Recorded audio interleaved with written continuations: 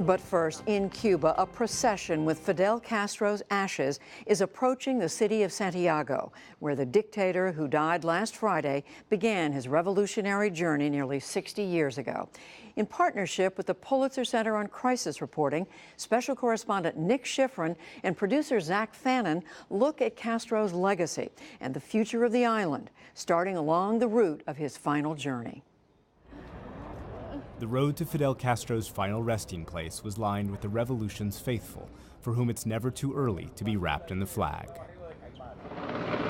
With the military that Castro created circling overhead and leading the way, his ashes drove by into the morning sun.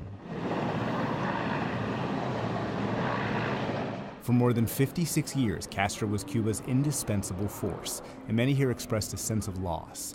93-year-old Zoila Andreu Sayin needed help from her 66-year-old daughter Ailsa.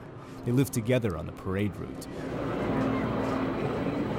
They were joined by a third generation, 23-year-old Giselle Gallego. This family's revolutionary faith hasn't faltered. My admiration for Fidel comes above everything. He wasn't just a leader for the Cuban Revolution, but a leader for the world. The two matriarchs show off their favorite photos, a younger son, Eugenio, at the commander's side. Fidel made him the head of a housing development program and provided the family with opportunities they've never forgotten. Women stopped being domestic objects and were given the chance to work, all thanks to the revolution and to Fidel. I love Fidel. I love him very, very, very much. He fought for Cuba. They had marched right across the island in a triumphant progress, joyfully acclaimed all the way.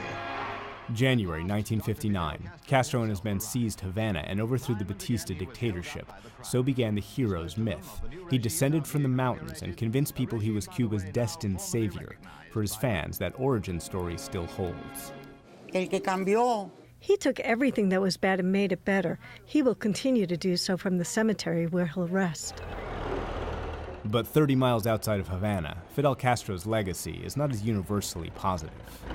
This is Hershey, named after the American chocolate baron. Today, population about 3,000. Castro's 1959 revolution promised a better future. Here, as in many small towns across Cuba, the economic promises of the revolution haven't been fulfilled.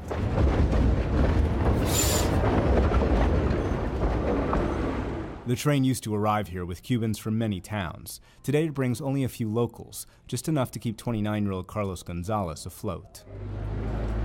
He sells tiny folded pizzas for 20 cents. We struggle every day. I wake up at 3 a.m. to be able to afford food, afford clothes, and keep on going. Garcia's oldest client is the city's oldest resident. 92-year-old Amparo de Jong was the first person born here.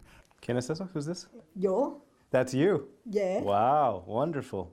And what kind of town was Hershey? Estuvo concebido.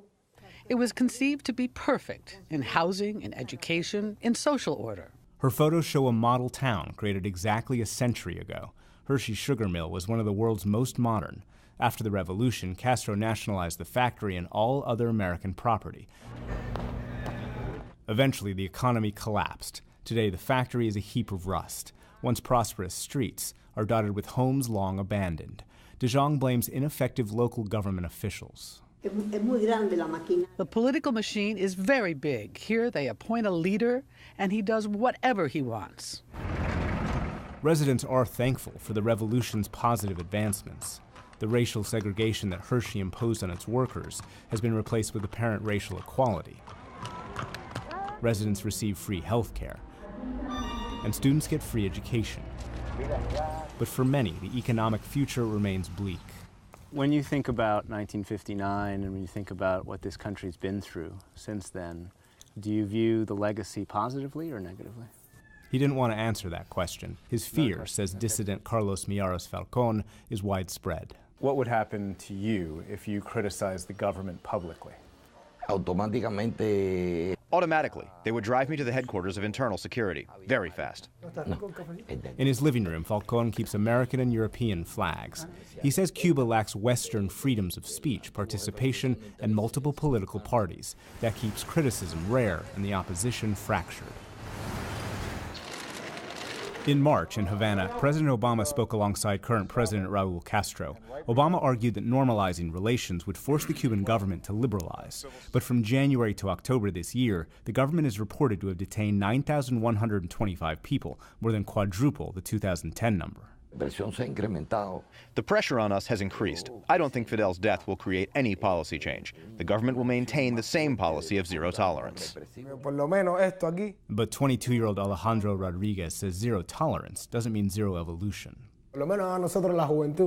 For us young people, we do need a change. We're tired of the same old, same old. In Cuba, the internet is rare and expensive, so he collects the entertainment people can't get and copies it onto hard drives called packets. They're full of local musicians who pay to be in the packet, alongside illegally copied TV shows and bad shark movies.